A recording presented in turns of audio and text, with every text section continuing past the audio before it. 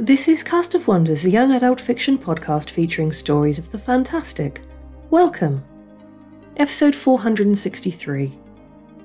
I'm Catherine Inskip, your editor and host. Our story for today is Loving the Falls by Marie Vibert, a Cast of Wonders original. Marie Vibert has sold over 70 short stories, dozens of poems, and a few interactive fictions and comics. Her first novella, The Unlikely Heroines of Callisto Station, is the cover story for the July 2021 Analog magazine. And her debut novel, Galactic Hellcats, about a female biker gang in outer space rescuing a gay prince, came out in March of 2021. By day, she is a computer programmer in Cleveland, Ohio. Find out more about her online or follow her on Twitter. This story is narrated by Kat Corbetti. Kat Corbetti is a queer Greek-Serbian FFF writer, film critic and podcaster based in London, UK. Her novel in progress about a secret society of Swedish superheroes was shortlisted for the London Writers' Awards in 2019, and she was a juror for the Best Non-Fiction category in the 2020 British Fantasy Awards.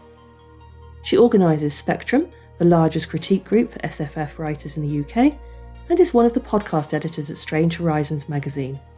Her day job is in theatre. There are some content warnings for this episode.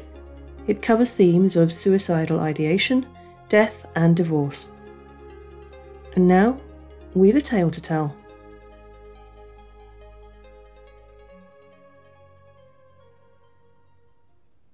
Loving the Falls by Marie Vibert. Read by Kat Corbetti. I was in love with falling water. If I stared at a waterfall long enough, it pulled me to jump in.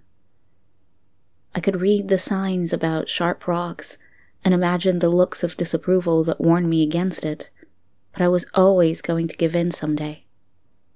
I did, in my senior year of high school, during the spring flood.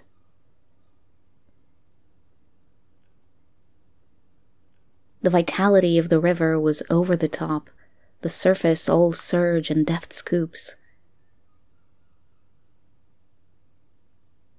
I imagined it'd be like sliding on silk, or caramel, or running my body over God's six-pack abs.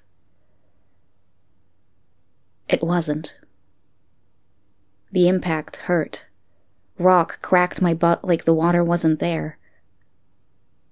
And then I was breathing water, sputtering.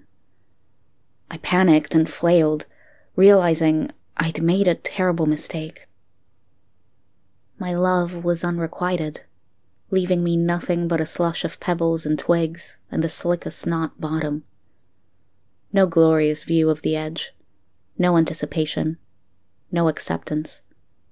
There was a brief moment of stomachlessness. And then I hit a wall of concrete and died. I woke up in the hospital, my whole body burning and throbbing. Mom hugged me before I was free of the drugs, and I fought her off, horrified. Even afterward, that memory didn't feel real. I hadn't seen her since I was 11. When I woke up again, she was gone. I felt jilted, but glad to have survived. It was the first stage of heartbreak, when the pain is too great to feel, and you don't doubt you'll love again. A middle-aged man with grey-red hair came to see me. He wrung his ball cap in his hands and stared at the wall while tears sparkled in the edges of his wrinkles, and he told me how sorry he was he hadn't gotten to me in time. That was my first clue. His name was Wally, and he worked for the county road department. He smelled like cigarettes and diesel. He gave me a small bear, the kind you get out of big choice machines. It was hard and brown, and it smelled like him. "Where's my dad?" I asked the nurses. "Your mom's coming," they said. "After we move you out of ICU."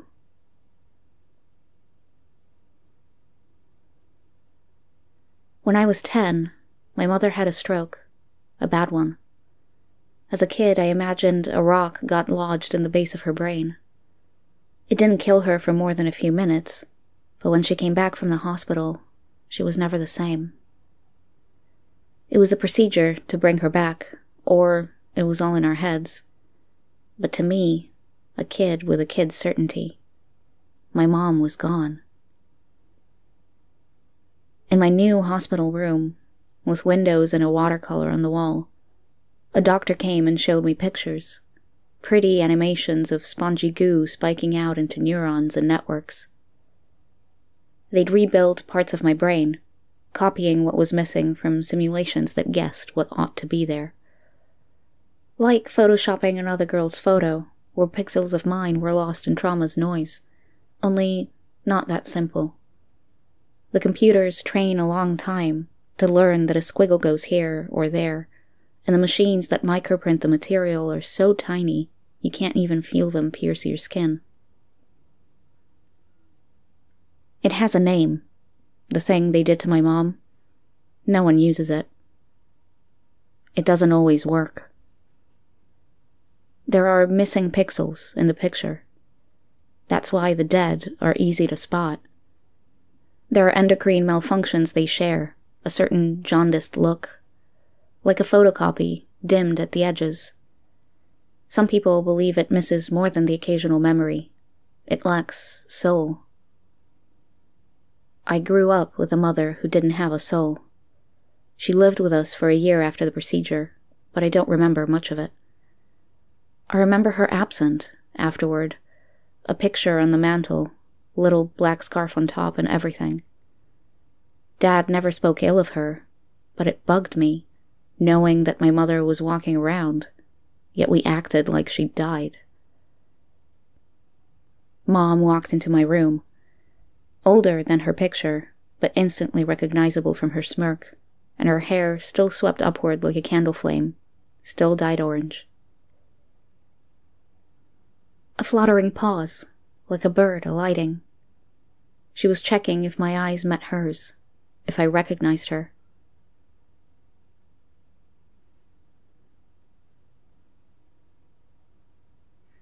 "Hey, kiddo." She sat in the chair by my bed.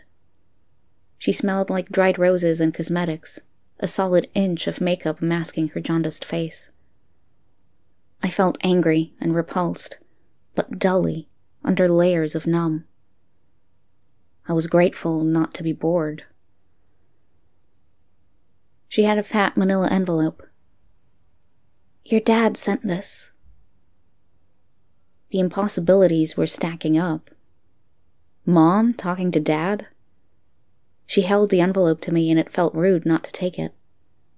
Inside was a stack of note papers, scrawled front and back with advice, apologies, and a manic stream-of-conscious narrative.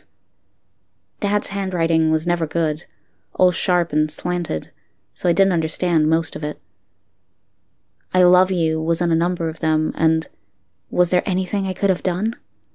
Somewhere in there, he apologized for once wishing I was a boy. Weird, but funny.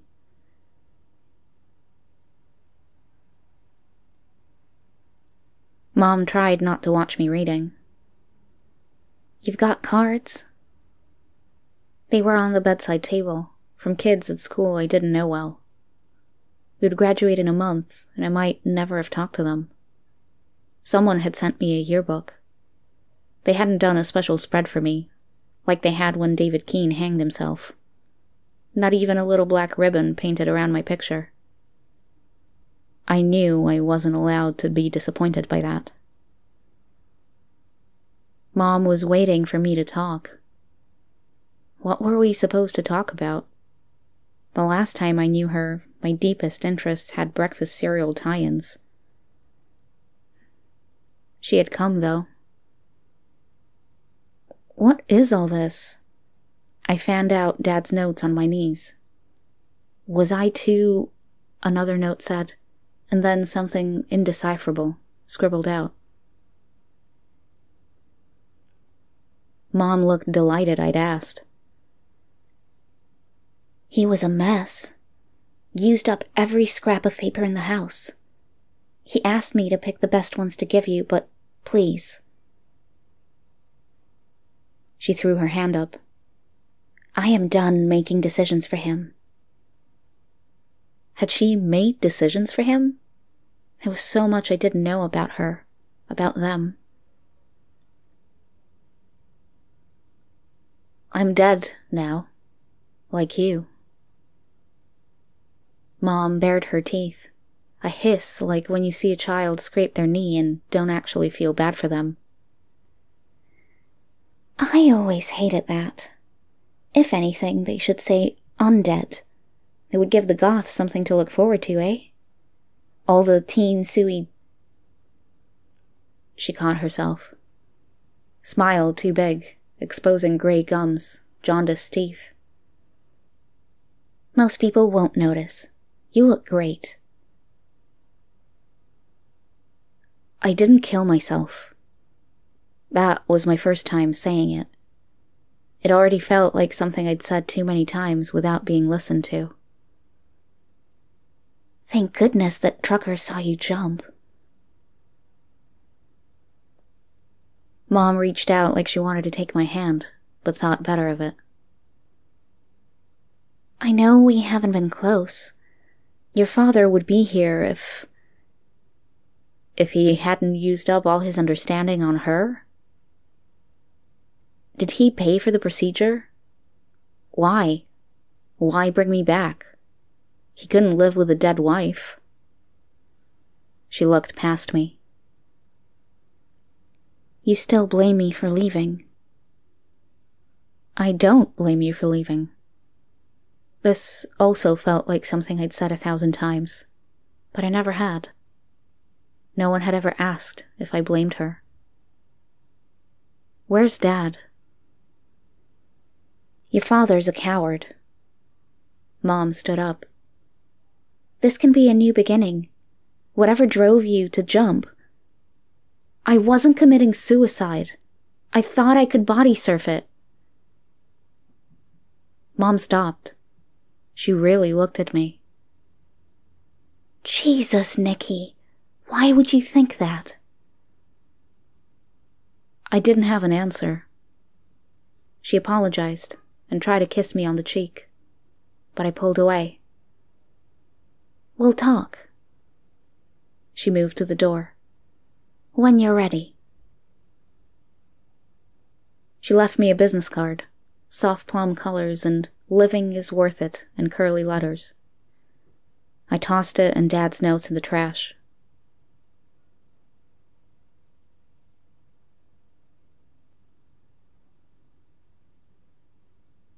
Dad wasn't a coward. He was a police officer. He jumped out of airplanes. Once, with me strapped to him, his safety and smell at my back, the glory of open air on my face. He wasn't, however, good at raising me. Sometimes he looked at me like he was afraid I'd explode, or leak. Like no one had told him how to deal with small humans. Emotions and words terrified him. I terrified him. He came to get me when they discharged me from the hospital. He didn't tell me he was coming. He didn't say hello. He handed me a new phone. I'd forgotten to worry about my phone. I'd left it in the pocket of my jacket. My favorite light yellow spring jacket. I'd left it and my phone and my shoes under the bridge railing, safe for my return. Galvanized steel in that soft double bend on short square stumps. I could still remember the bite of the metal in the backs of my fingers as I balanced on the crumbling road edge, looking down at a river I thought would love me back. Dad didn't look at me, didn't talk as we signed forms and walked together out of the hospital. It was like there was a repulsing field around me. Before unlocking the car, he hugged me hard and fast so that it was over before I caught my breath. He smelled like tears and stale coffee. In the car, he addressed the windshield. You'll have to take a few classes over the summer. But, your art teacher and the gym, they say you did enough to pass, so they're done. Math teacher said you can just take the final exam, but you can call when you're ready. In every pause, I heard, "Was it my fault? Was it my fault? Was it my fault?" No wonder Mum left.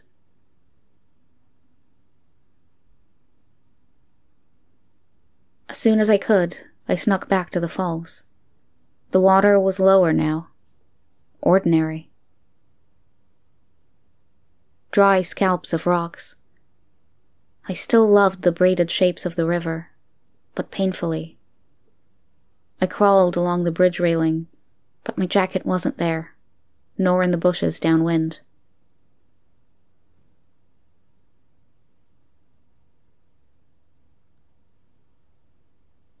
Blue and red lights swept over my hands. Dad stood by his patrol car, hands on his belt, like he wanted to arrest me. "I'll walk home," I said.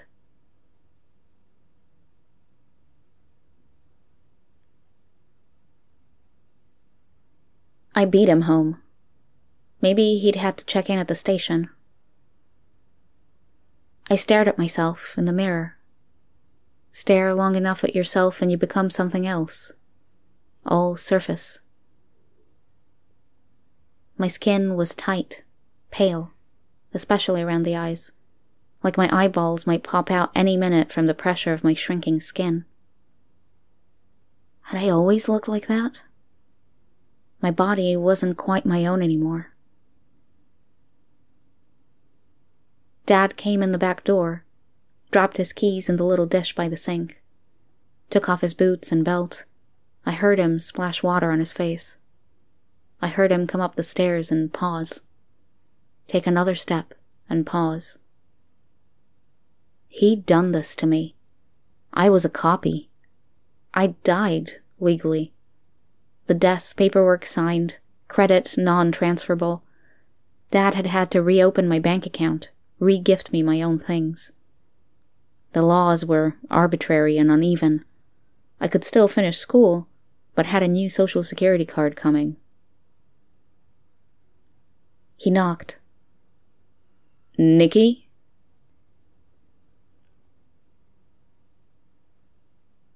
I closed my eyes and stared at my mind, feeling for missing memories.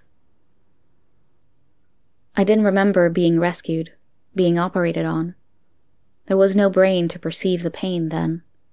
It was a cut-off experience, like a bottle of hurt sitting alone in purgatory, wondering how it got there and who it belonged to. What else was missing? What was added? Was the airless joy of the first time I jumped down from a cousin's treehouse a real memory, or a procedurally generated one? Lots of suburban kids have tree houses and cousins. I could jump out my window. There was a slope of roof under it, over the laundry room, then a 4-foot drop to the ground, and I'd done it 1,000 times before, but suddenly I hated the idea of falling. Nausea and a hard stop. Dad didn't move. If I looked at the door, I'd see the shadows of his feet. I knew his knuckles were resting on the wood. I knew he was in stocking feet, those dark gray cop socks. A gentle scraping sound. Dad's hand dropping. He walked away. I stayed in bed until Dad left the house. He tried to talk to me through the door again, but I stared at the ceiling and thought about personality. A single missing pixel could make all the difference. A dot could change an L to an I. A neuron could change a good daughter into a selfish, emotionless zombie. I wrote a note. "It wasn't your fault. You're a good father. There, are you satisfied?" I should have stopped at 2 sentences. It was the anger. I tore the bottom sentence off. Then I tore the whole thing up. I took all the money I could find, a bag of pretzels, and my backpack stuffed full of clothes.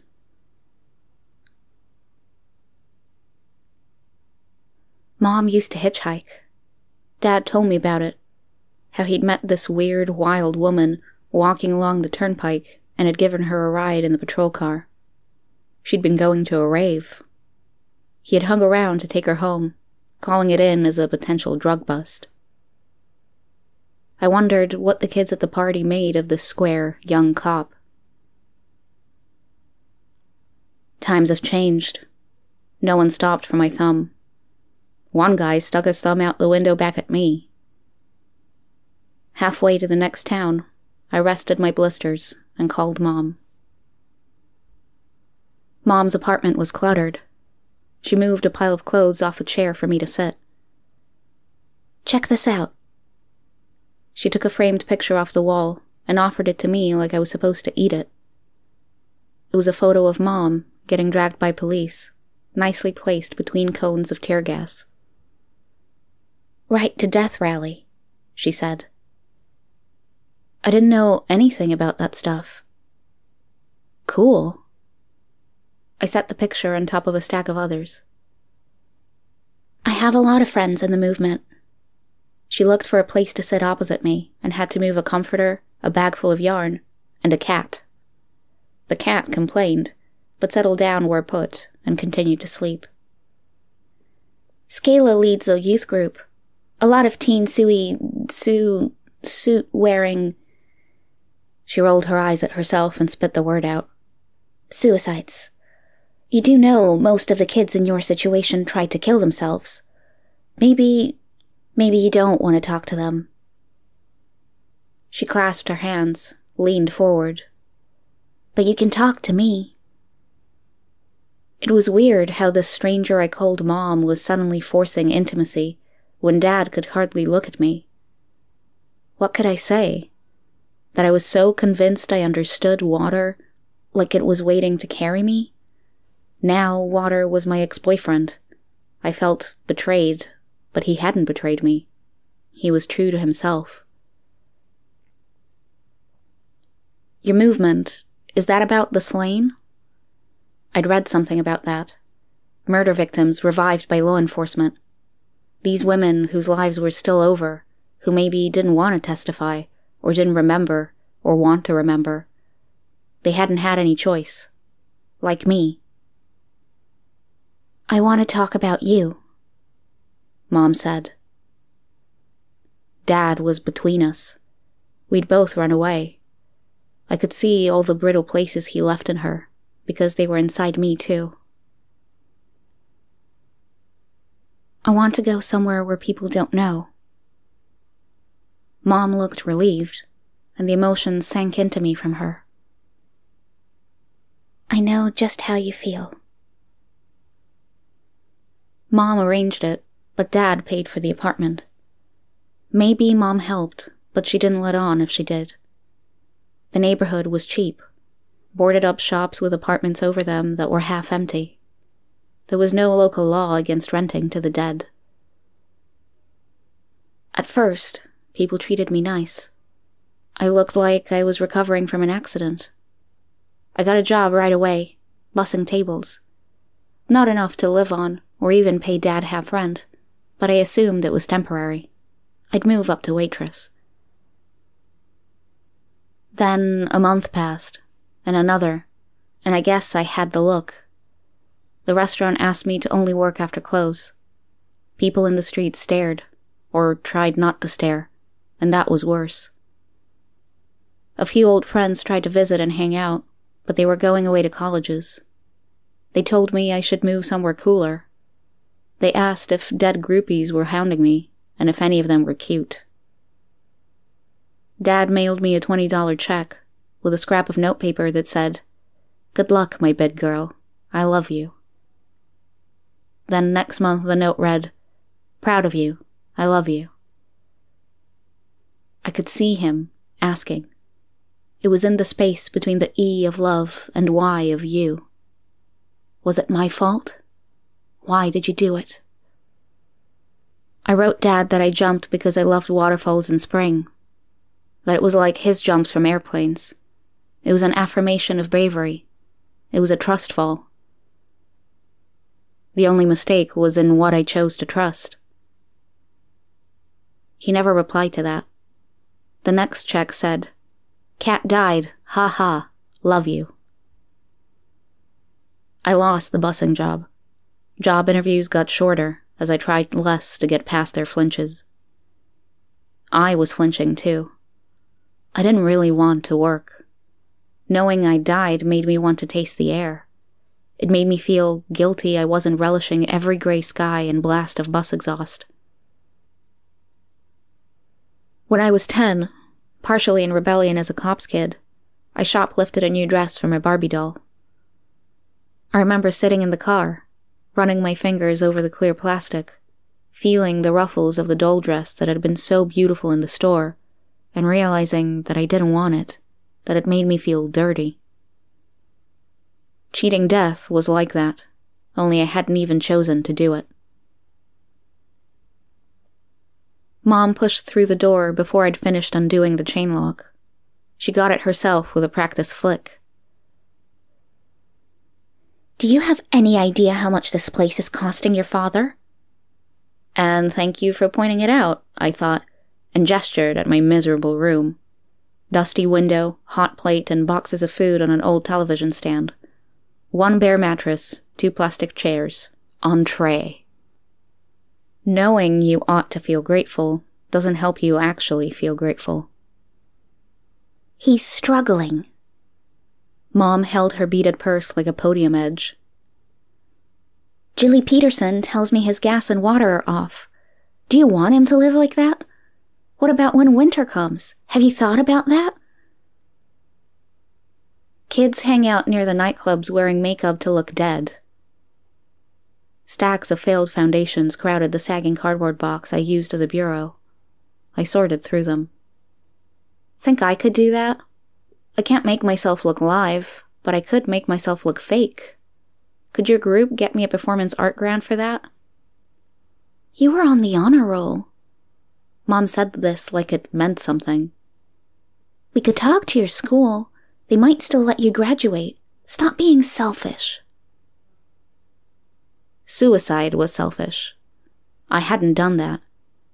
But risk-taking, falling for the joy of it, wasn't that selfish? I'd prodded my memories and questioned them as much as anyone. Had I spent too much time alone? Read too much poetry? Too much jumping off things and surviving? I lifted the tea kettle, found it full enough, and turned it on. There's nothing I can do.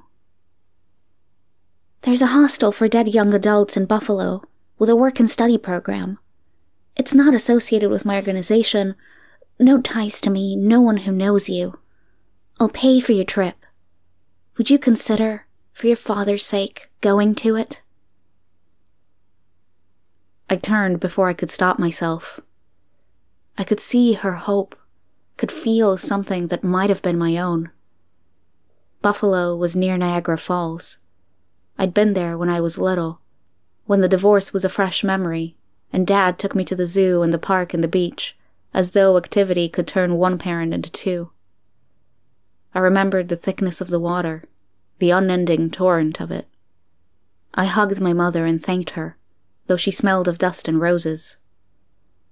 I didn't want to touch her, but it seemed the right thing to do, that last awkward hug. Niagara Falls was a long-lost childhood friend, the little boy who knew you before you added layers to yourself. I didn't plan on staying at the hostel. I didn't want everyone to think they were right all along, but it felt like completion, the natural extension of my journey. Some things you shouldn't get away with. In late February, Niagara Falls was colorless, washed in clouds that contrasted with the desperate glitz of the tourist area. Broken walls of ice hid the lower half of the falls. It was unseasonably warm, and some middle-aged couples were entertaining themselves knocking melting ice off the fence. The thick, mist-grown caps plunged against the stones below, making satisfying, crashing sounds. There weren't many people around, and the fence would be easy to climb, so I did. I held the wrought iron with the backs of my hands. It was smooth, comfortable despite the cold. Water swirled thickly against broken-off, dried weeds. I imagined myself immersed, rolling, hitting the ice walls, flung by the force of the water like a bug against a windshield. A red splat. Clothes, hair, skin dissolved away. You stand staring at Niagara Falls long enough, and your thoughts dissolve away. All that Lake Erie hurtling itself over the ledge is unquestionable. It's real. I wouldn't get my cartoon character splat. It'd be a sudden, rushing beating followed by asphyxiation. I preferred the way I imagined it would feel, pulled smooth and sure like a slide. "Hey!" someone shouted, far off. I dutifully climbed back onto solid ground, gave the running woman a glare like, of course I wasn't doing anything wrong, and held my phone to my ear to ward her off. Dad answered in the first ring, but didn't say anything, only took a breath, half a breath, like he was forming my name but afraid it would banish me. He held his breath, like my foot had dangled over the royal. "I'm in Niagara Falls," I said. "Did Mom tell you?" "Yes," he said. The seconds slid by thickly. I silently begged him not to demand absolution. He cleared his throat. "What's it like?" This was the question I didn't know I'd been waiting to hear. I sat down where I could see the mist rising. Now I didn't want to speak. My breath could melt the connection crystallizing between us. "Nikki?" Concern roughened his voice. I landed on the other side of the silence. "It's like falling in love again." It's not something we can predict, but sometimes our lives fall apart in ways we never anticipated. We learn that we're not infallible, not invincible. Our bravery was foolhardy, our trust misplaced, and suddenly we're untethered, lost in the flood of a world that is far bigger than we are. Nikki doesn't mean to die at first, but what we see in the aftermath of her fall is that she was already out of touch with the world. Her family broken, her peers not needing her, the world full of sharp edges and seemingly not the slightest bit of caring. In this world she's small, lost, and the pieces of who she is are exposed as inadequate.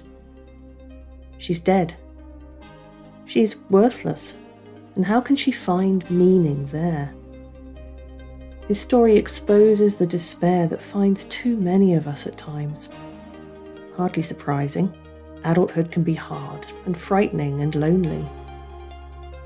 Nikki's parents and acquaintances try to support her, each in their own way, but there's a gulf between them, a gulf of time and experience, a gulf between life and death, a gulf between who she is and who she's seen to be. Her death has stripped away the innocence of her childhood, and if it has added new layers to who she is, the new Nikki isn't yet someone she recognises or knows how to be. But she still has that need, that desire, to reach out and touch the world. At Niagara, Nikki sees the falls as what they are, self-immolation, an ending, a bitter completion to the unfinished story of who she is. The Nikki of her former life, her childhood, is over, gone. The Nikki that's left is layered and different, but also loved. It's hard to say what exactly breaks those walls, but it's in that moment of grace that Nikki's fall is halted. She's not okay. She's very, very not okay. But there's love, acceptance, connection, and that's enough. We all need to come to terms with our brokenness, our flaws, and to love ourselves in spite of that. When our worlds fall apart, when everyone around us is failing, we can still reach out, and whatever we think we're supposed to be, it's okay to fall short. That's what humans are. If you or someone close to you needs support, please reach out to appropriate support networks. I've included some links to several organisations in the show notes. In the UK, the mental health charity Mind, or Papyrus, elsewhere the Samaritans. For LGBTQ people in crisis, the Trevor Project, or SAVE. You can also find links to resources in your own home country. Take care, you matter. Join us again soon. We love bringing you the best audio fiction week after week, but we can't do it without your support. Your donations pay our authors, our narrators, our servers and our staff. Please consider supporting us with a monthly donation through either PayPal or Patreon. You can also review us on Apple Podcasts, request us on Spotify, and consider the stories we publish for award consideration. There are lots of ways you can help. Join the discussion on the EA forum, forum.escapeartist.net, or the EA Discord. Visit us on Twitter at Cast of Wonders. Come say hello. Cast of Wonders is a production of Escape Artists Incorporated and is brought to you by editor Catherine Inskip, assistant editors Andrew Cahoe and Carissa Sluss, editorial assistant Amy Brennan, associate editors Amy Brennan, Alicia Caparaso, William Haight Minor, Umeri Hussain, Sean Proctor, Ray O, Susie Rodriguez, Emma Smales, and Denise Sudell. Our art director is Alexis Goebel, our community manager is Denise Sudell, and our audio producer is Jeremy Carter. Our episodes are released under the Creative Commons Attribution Non-Commercial No Derivatives 4.0 International License. That means you can download or listen to the episode on any device you like, but you can't change it or sell it. Our theme music, Appeal to Heavens, is by Alexei Nov and available from Promo DJ or his Facebook page. Thank you for listening.